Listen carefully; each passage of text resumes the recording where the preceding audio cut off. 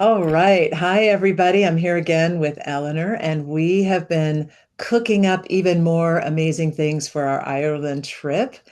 And, one of the things that, Eleanor, you've been saying to me is that I think people don't realize what an opportunity this is to really enter into the whole world through your eyes, your experience, because you lived there, you grew up there, you went to school in Dublin.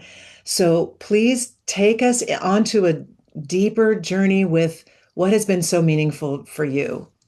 Yeah, I appreciate this so much, Megan. And every time I come back to it and I start thinking, oh, we could do this or we could do Yeah, that, I get really excited. yeah, And of course, one of the reasons is that it's like this is an opportunity to bring people into the world that I grew up in. yeah. And that brought me up, made me who I am.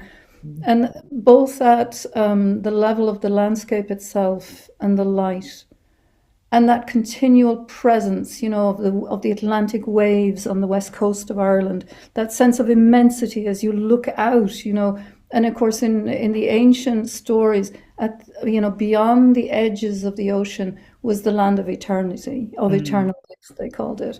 mm. And so the wash of the Atlantic waves, it's like it's in my blood. Yeah. And then I grew up on an old Irish farm, and at the time, Kerry, which is was a very remote part of Ireland, Mm. and it was very little changed.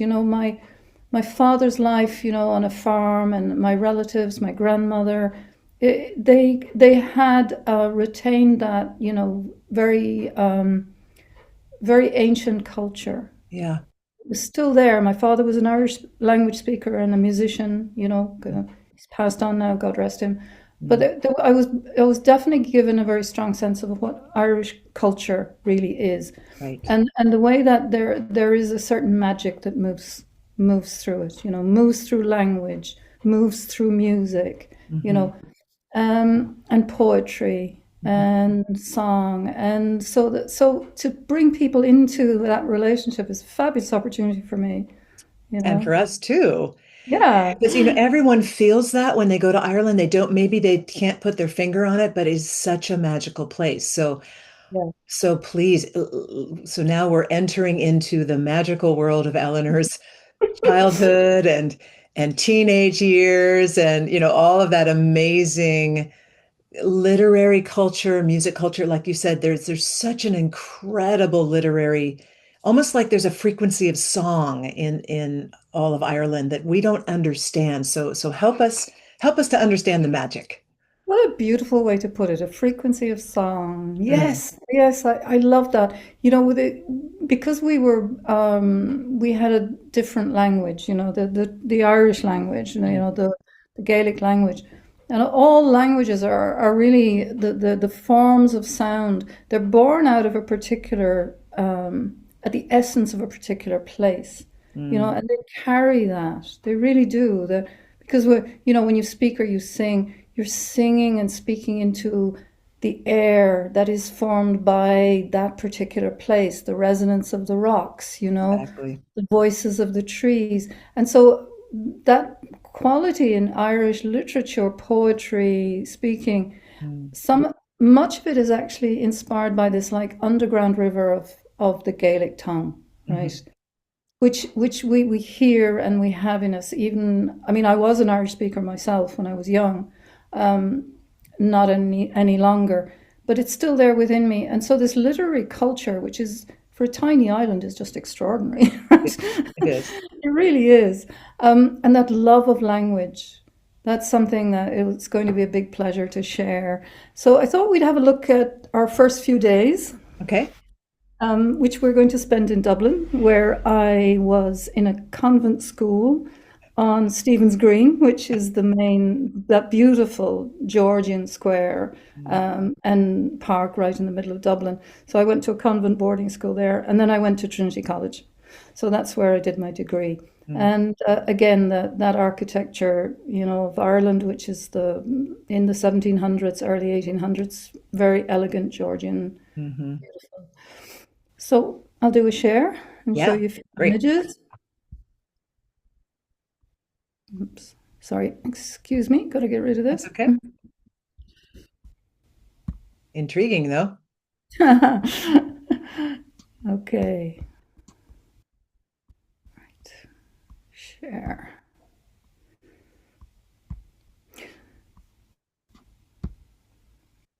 So there we have the two of us.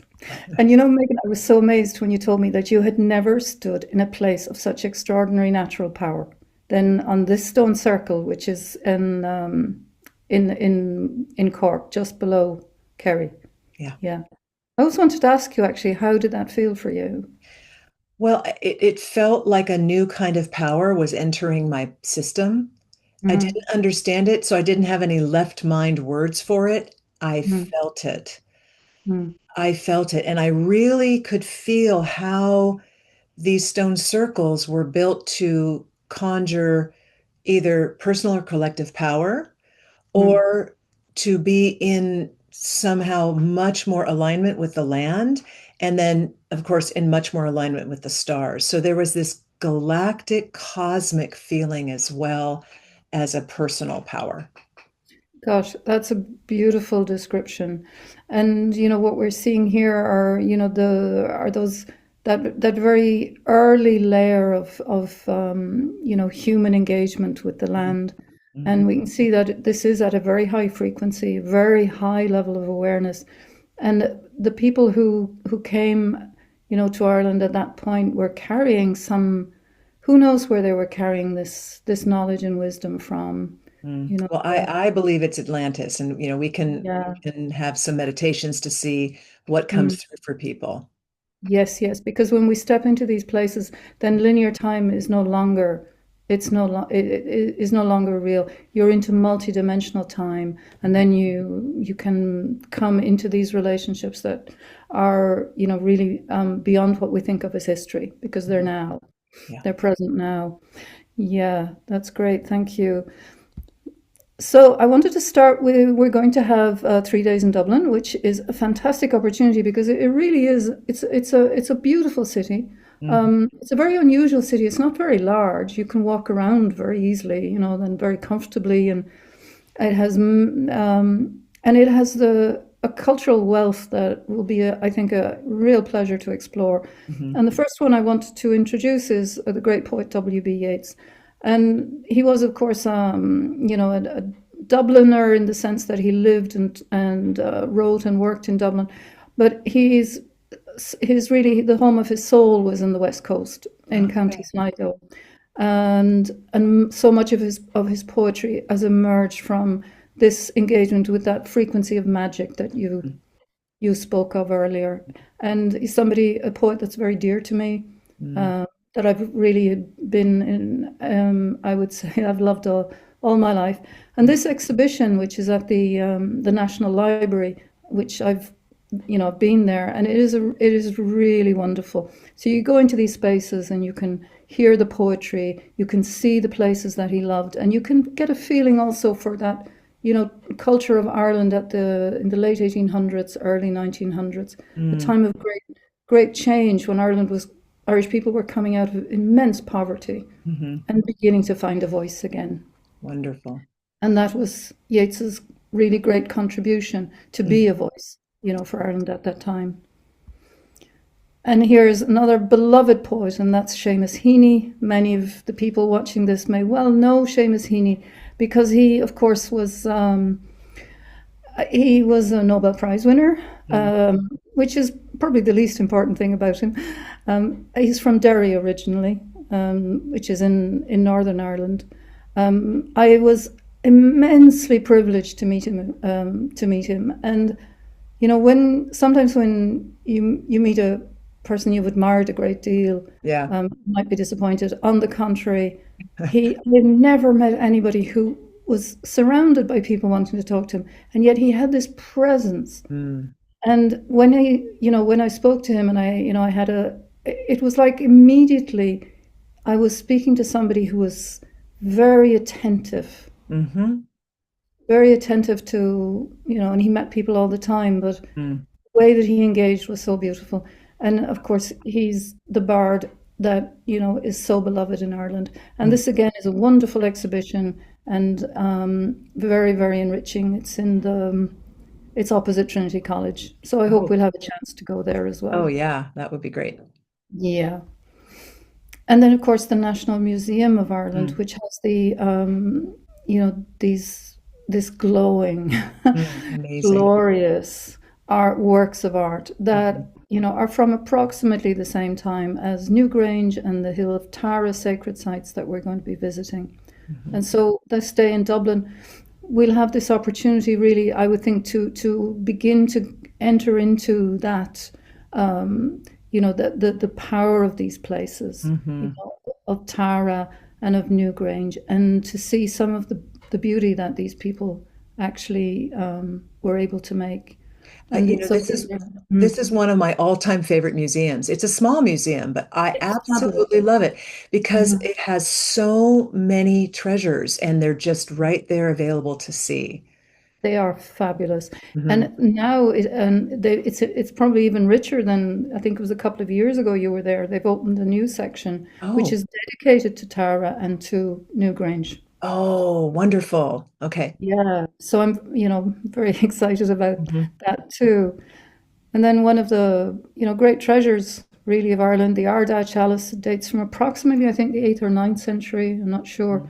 And as I was saying to you earlier on, what we really have in Ireland is we have this continuity of in the spirit from what we call, pagan, although the word isn't very meaningful, but from these very, very ancient Irish sense of spirit interwoven through all that appears to us. Mm. And that is very visible here in the art. You see it in the Book of Kells as well, of course, that we'll see. And that is how there's no hierarchy. There are all these beautiful intertwinings. Hmm. And this is seen here in what is, from the Christian period. Hmm. Um, but there is no split with the knowledge of the past. It's amazing. And it really, the Celtic nodding and all, it reminds me of the sacred geometry of Islam. And Mm. because I'm an artist myself, I love looking at Celtic art and the intricacies of the sacred geometry that again is the frequency that I've always picked up there.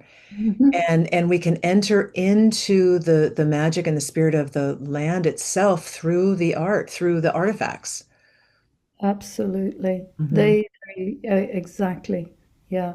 And that's so true when you look at this section here, the Amazing. intricacy and beauty of the work, and that one there as well. Hmm. Yeah. This was found in County Limerick, actually, not far from Kerry, where Mm. it's a very, very beautiful thing. Wow. Yeah, and there is, of course, also the old stories of the bowl of plenty, Hmm. the cauldron that holds all life, which then was really translated into the Grail stories. Mm, right. Okay. So yeah, yeah, and so really important part of Ireland is, of course, our music, our love of music, Hmm. and people's love of playing music together. Yeah, And we've got a couple of pubs that I've I would love to introduce people to. for sure. And this one is called the Cobblestone. It's probably one of the most important traditional music pubs in Ireland. And people come here, musicians come here from all over. Mm. And one of the beautiful things about, when you experience a session, as I said to you, my father was a musician, Yeah. is that people come for the joy of playing, Yeah. together, and there's everybody is welcome, Hmm. and you every and there and the atmosphere that's created, it's really unique. I don't know of it anywhere else. No, because people just come together for a session and they haven't rehearsed. No, They're no. just playing together. I Hmm. love it. Yep. Yeah, Very so exciting. it's a wonderful pub. And then another one of my favorite pubs, and where, and which is, deeply associated with Irish traditional music from, 50s and 60s on, for a long time. So all the, great Irish traditional musicians played here, and that's O'Donoghue's pub. And that's not far from Stephen's Green either. So we're in a very concentrated Mm-hmm. area where we can walk easily, between all these places that, Yeah. we're talking about here. and one of my favorite pubs, which is called the Stag's Head. That And is I just, gorgeous. isn't it so gorgeous? I chose this photo because it is the absolutely most beautiful Victorian interior. It Um, is.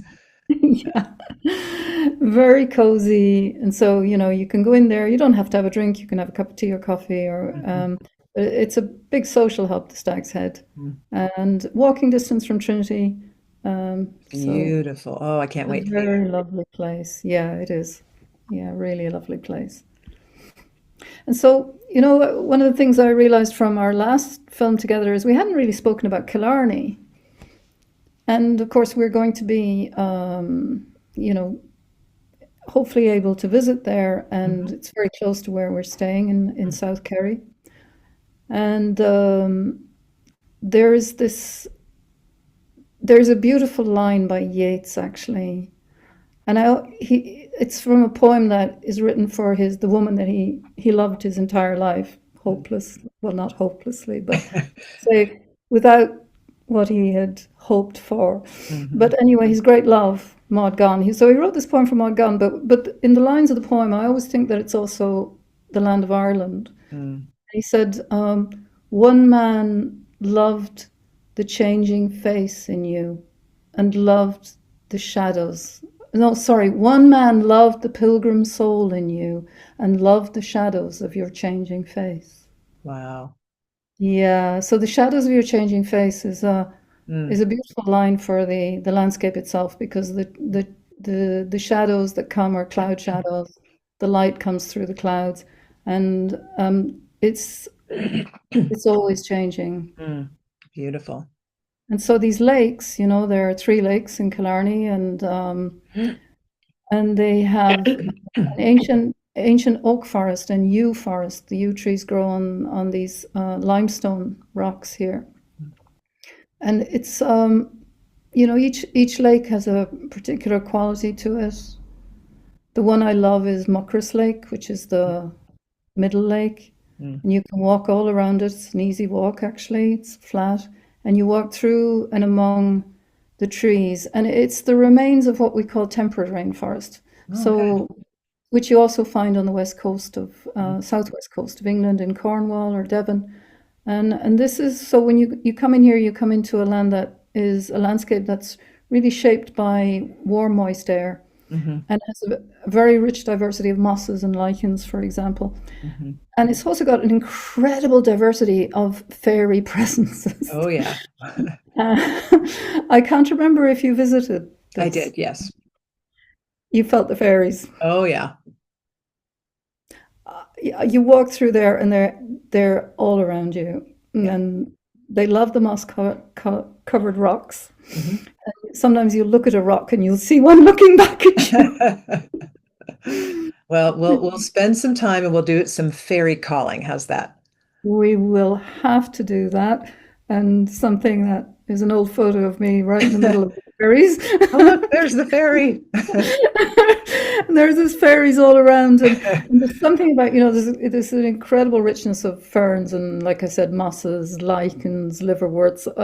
So the trees are garnisoned with Mm. other, these other life forms, and it's an exquisite place. And Mm. then Mucker's house itself is Oh, a yeah. very nice place to visit, and Mhm. a very good place to have lunch or tea as well. So Yes.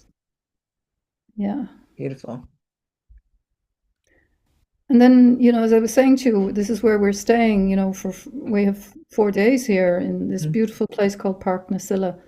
And this was somewhere that my grandmother used to bring me as a child. And it is some of the very precious memories that I have, actually, of, being there and sitting with her in this Mm. this room that I know you've also been Yes. in.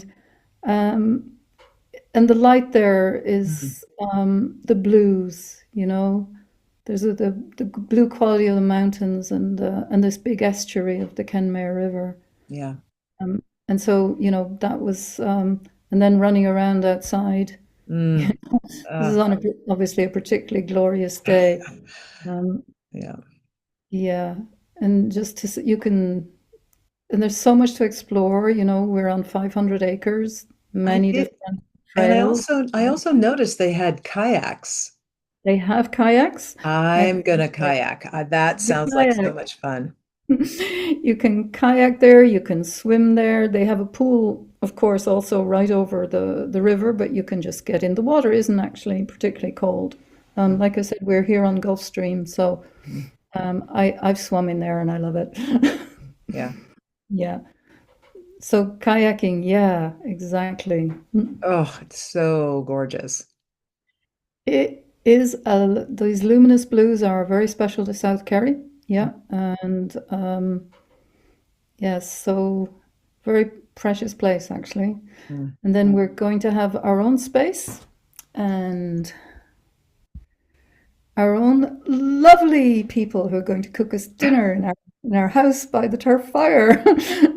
And so these are some local chefs here. They run a little pop up, and they do the markets and they'll do a special evening in pubs and things like that. Love to have local food. That's their speciality. Alan, that's the guy who runs it. He's also very interested in foraged food. Mhm. So you know, he'll be not only cooking, he'll also be telling us about the local food culture. That is going to be so, so exciting. Such an important thing, you know, how food really connects you. Hmm. Yeah. So that's a really great opportunity as well. Hmm. Um, And then final image that's actually from our local pub near where my our family farm is. Hmm. It was on a New Year's Eve. I was there with my father and my aunt, and it was it was a hilarious occasion because as you can see, I mean this is late at night, but the kids come in and the Uh-huh. kids sing and play too. Oh, fun. And then they start telling you know, the guys telling funny stories, and Yeah. that was a really typical Irish session where, Hmm. you know, if you can't sing, you can say a poem. If you can't say a poem, you tell a funny story. Yeah, yeah. Yeah. So there we are. It's Mm, going to be, I really think this is going to be a very wonderful trip, Megan. mm. Well, I'm super excited. Yeah. Yeah, me too. I'm Uh, really looking forward to it. Yeah. can you It's bring a us back on privilege. the screen? Yeah. Yeah. Yeah. So thank you so much for that because, you and I are super excited about this, and we want to Mm, get all of you who are coming with us to really get a richer, deeper feel for how much fun we're going to have, where we're going to mm, go, and also, you and I, Elle, have talked that we really want this to be an occasion for people to find their own song, to find their own heart, to find their own heart's dream, and then to be able to stand in the middle of the stone circle and declare it out or to sing or to make up a new story about yourself because we're all birthing something in ourselves and in this time right now it's a time where the portals are opening and we can actually birth new parts of ourselves. So this is going to be an amazing opportunity to listen to the song of the land and the symphony that's playing throughout the galaxy, and for us to find our own note and our own song that we can sing and join in this incredible harmony of the worlds. And it's such a better focus right now than all the disturbing frequencies that are happening out there. mm. So to come back into a frequency that feels so good to the human body and soul, that is what I'm really looking forward to. That sounds fantastic. And this thing, you know, sound your own note, you know, not, you know, not just hear your own note. Let it sing through you Yeah. from, you know, from your heart. And I would say that the spirit of the spirit of the land, Mm, that is that is its primary gift, mm, you know, to people there. If you I can look back on thousands of years mm. of people in that relationship and being given new gifts of creativity. That's so wonderful. Mm. So thank you so much, Eleanor, for that beautiful slideshow. And thank you everyone for listening. And we're really excited for you to come. All right. See you later, everybody. Thank you.